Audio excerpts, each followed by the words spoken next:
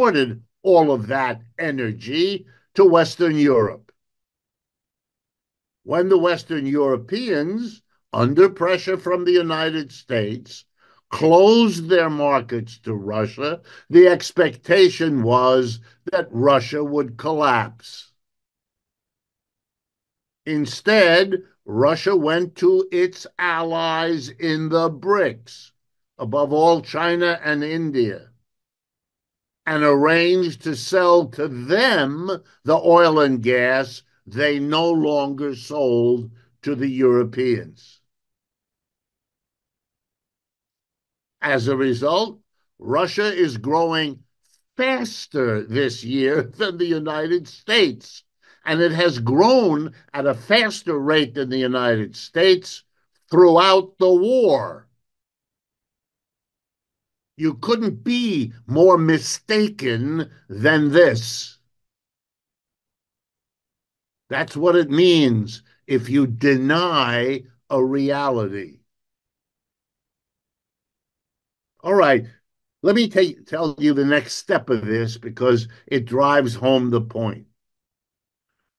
What we know about the history of every other empire that also grew, was powerful, and then died was that the ride up as you're growing is a lot more fun and pleasant than the ride down when you're dying. The ride up was the 20th century, which many of you, like me, lived through. We now have to figure out how we descend when our empire is dying. What the United States is doing is typical. Denial has always been there. You can travel to Britain today and encounter no small number of people who still imagine that the British Empire is still there. Witness the inauguration ceremonies for King Charles, who's the king of nobody. What is this? Here's how it works in the United States. People who are rich and powerful are offloading the costs of a declining empire off of themselves. They don't want to suffer, which I understand. But if the economy is going down, which it is, and the people at the top are keeping theirs, which they are, then the rest of us, the middle class, the lower classes, the poor, we're going to be taking it on the chin more and more. And let me give you just a few of the examples.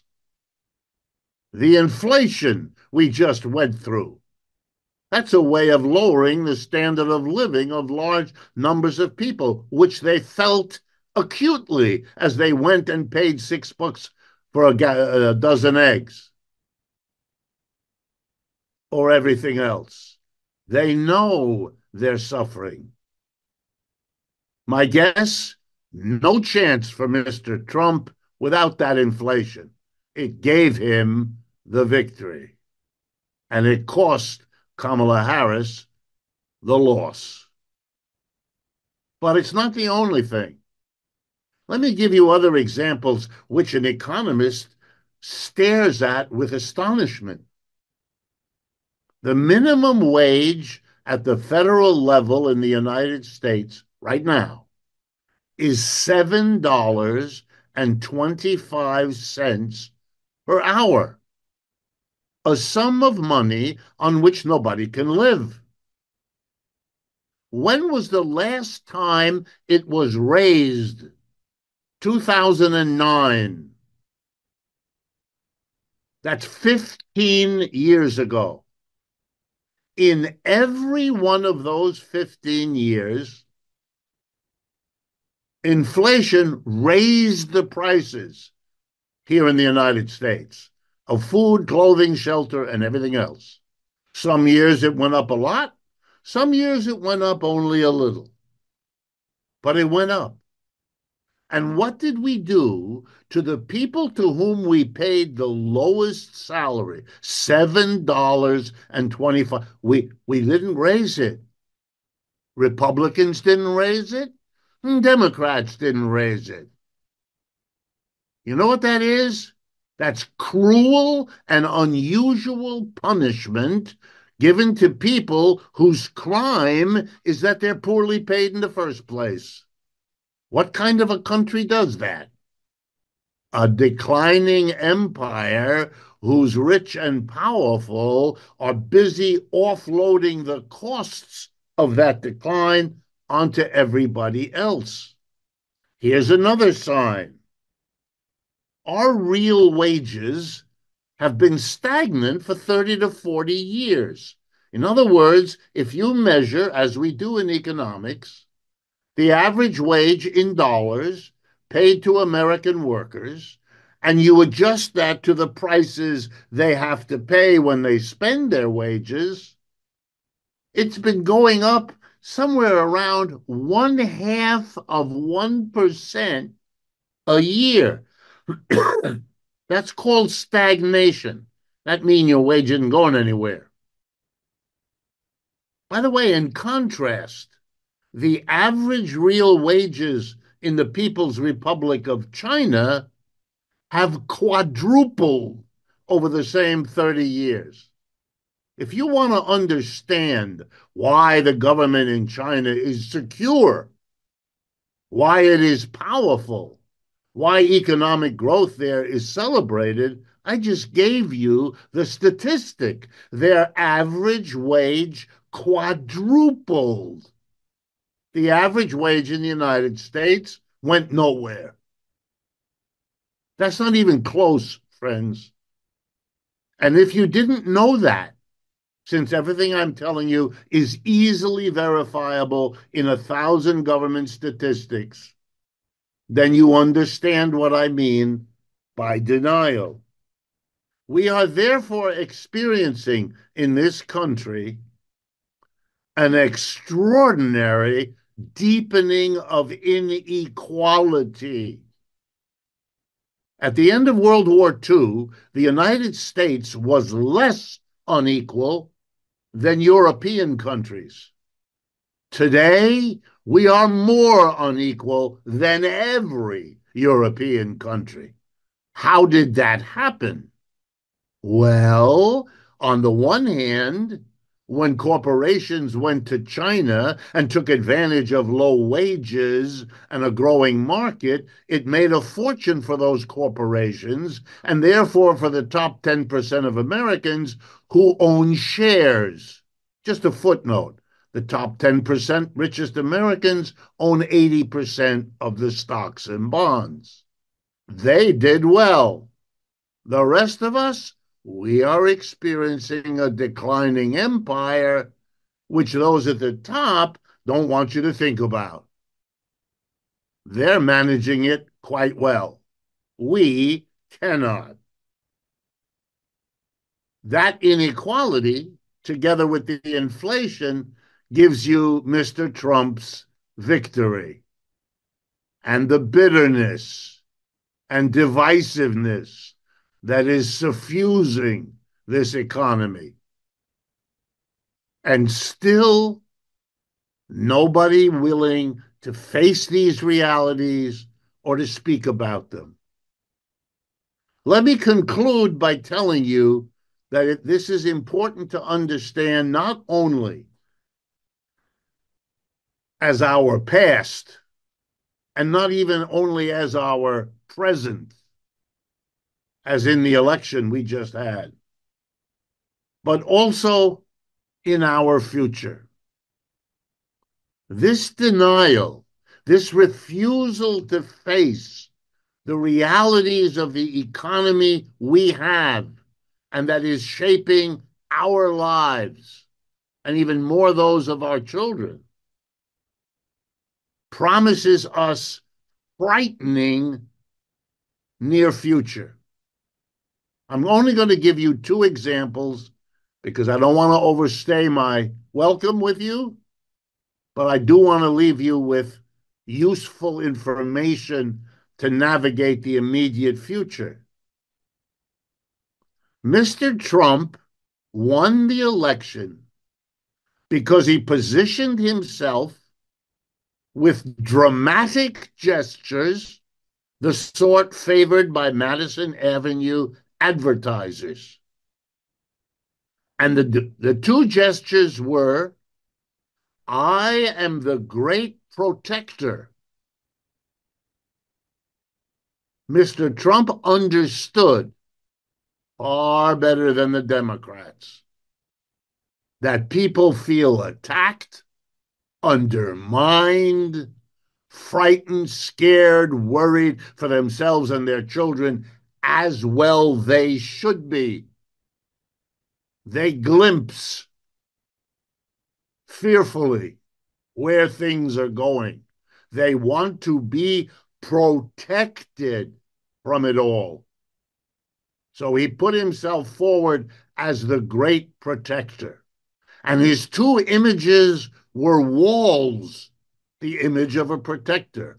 He's going to put a steel wall at the southern border to protect us against the invasion of the immigrants. And then he's going to put another wall, a tariff wall, to protect us against the evil Chinese. Very powerful images, very successful. But in terms of economics, total incoherent nonsense. Let me explain, and then I will conclude.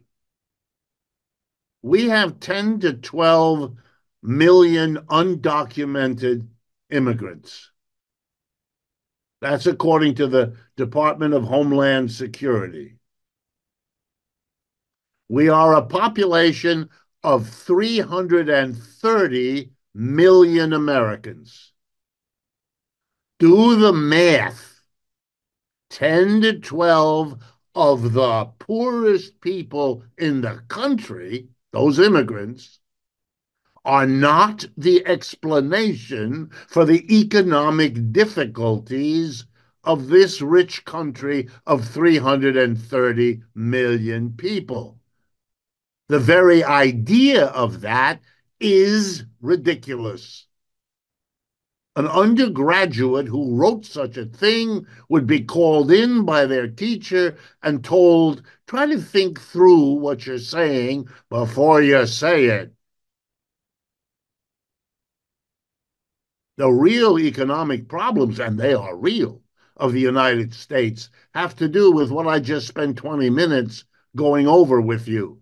They don't depend on more or less immigrants. On the other hand, if Mr. Trump now deports 5 or 10 of these 10 to 12 million immigrants, which he has threatened to do, there will be consequences. Why? Because undocumented immigrants are the most abused of our working class. An undocumented immigrant who asks for his pay on Friday afternoon and is told by his employer, sorry, I don't have the money, has no recourse. He can't go to the police. He's an undocumented immigrant.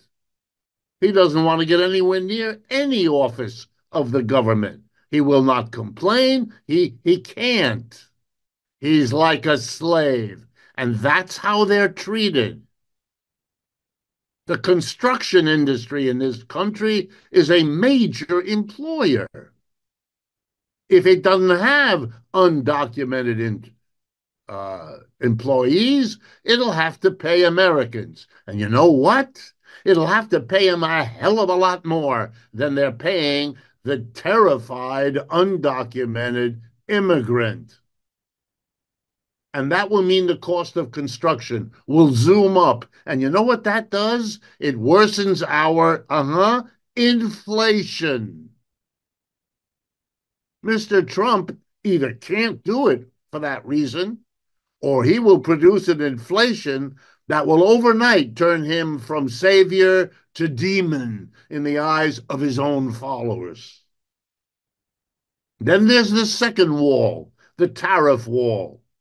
Let me remind everyone what a tariff is. It's just a tax. It's the name given to a particular kind of tax, namely the tax charged to an American importer when that person brings something produced overseas into the United States to be sold. It means Mr. Trump, a Republican who is against taxes, is proposing an enormous tax increase. And while he keeps saying he's hitting the Chinese with a tariff, it's not the Chinese who pay for tariffs. It's Americans. The American importer will pay much more. And that person will then charge more to the consumer, you and me. And you know what that means? An inflation, which he can't have. Yet he proposes these, counting on the American people to be into denial, not to interrogate any of this, to sit there and have debates as if there's something to debate. The debate is a distraction. It's a way of not dealing with your problem because you're too frightened of letting it be debated, lest it go where it might bite you. And we are run by a community of businessmen and women in charge of our corporations, including our mass media, who are not going to do it. Mr. Trump's economic proposals, whatever else you think of them, are economically incoherent. It's great advertising. I'm protecting you with my walls. It's wonderful. But when it comes now to governing, it's impossible, and it's a bad joke. And the whole world is watching. And while it's watching this bad joke unfold, the gap between the United States and the G7 on one hand, and the People's Republic of China and the BRICS on the other, deepens. The United States' effort to stop, block, undercut China have failed. Been doing it now for 15 years. Started big time under Obama. It doesn't work. It doesn't work. And so the question is, what? Do you keep doing it? Let me conclude by reminding all of us of the early history of the United States in which your city, Boston, was such an important player. When the United States' people wanted to become independent of George III, the dominant king of the great British Empire, it ended up in a war, the War of 1774, 5, and 6, our Independence War. And to the surprise of everybody, the British lost. In 1812, they tried again, and they lost again. After that, the British decided, okay, we'll have to work out an arrangement. And the United States arrangement was, you're independent, you can take Latin America. That was the Monroe Doctrine that happened a few years after that. And Britain took the rest. Asia, Africa was theirs. They avoided a war after that for a century. What will the United States do? Continue its denial of what's going on? threaten, as they have, China with war, despite the fact that China has nuclear weapons and the Russians do too, and they are now allied in good part because of the United States? Or are we going to sit down and work something out? Are we going to tell the American people, honestly, our empire is declining?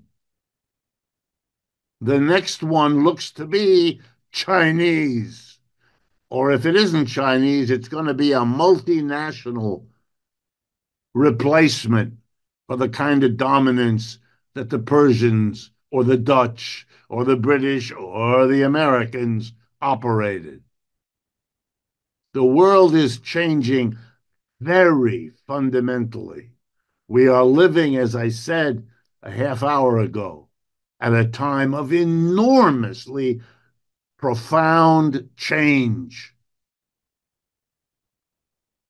And our job as Americans is to stop behaving childishly in this game of thinking that the problems I've barely sketched don't have to be worried about, because we can continue to act as if we were in charge in the way we were in the 1960s and 70s. We aren't. Nothing like that. We are the war in Ukraine is lost. For those of you who don't keep track, is over, except for signing the documents. Russia won, Ukraine and the West lost. The war in Gaza isolates the United States. Indeed, what historians will say when they look back on this time will be that the United States undertook to isolate and neutralize the dangers after World War II, first in the Soviet Union, then in China, then in the global socialist world, nowadays in what are euphemistically called authoritarian societies. But the end result of the plan to isolate the rest of the world going through these efforts was to isolate the United States itself. We and Israel are standing all alone in that part of the world. And the Europeans, whose world is collapsed, they're economically a basket case. And you know why? What the major reason is that Europe is gone as a player? Because they relied on two things: exporting to China, which the Chinese don't need, and cheap energy from Russia, which they have turned away from. So the energy costs make European production uncompetitive. They have to pay too much for energy, and they can't sell in China the way they once did. They're done.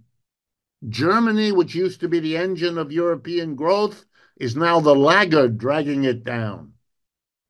It really is extraordinary, folks, that what you have thought about and assumed is now over. And it takes courage, but also a sense of realism to say, now we are going to talk honestly about our situation and try to find a livable way forward. The alternative, well, I don't want to spell it out. You can figure it out for yourself. But I hope you will not hold against me that I have told you how this situation really is, rather than comforting you with more denial. But if I have failed, which I understand I may well have, then I have good news for you. If you want to wallow in denial, just turn on the radio and the television, and this evening it will all go away, as you get told that the great issues of our time are those carefully excluding everything I have told you. Thank you very much for your attention. I really admire what the community church in Boston stands for, what it always has. I'm proud to have been invited. The list of folks on those cassettes that Dean showed us a few minutes ago puts me in extraordinarily revered company.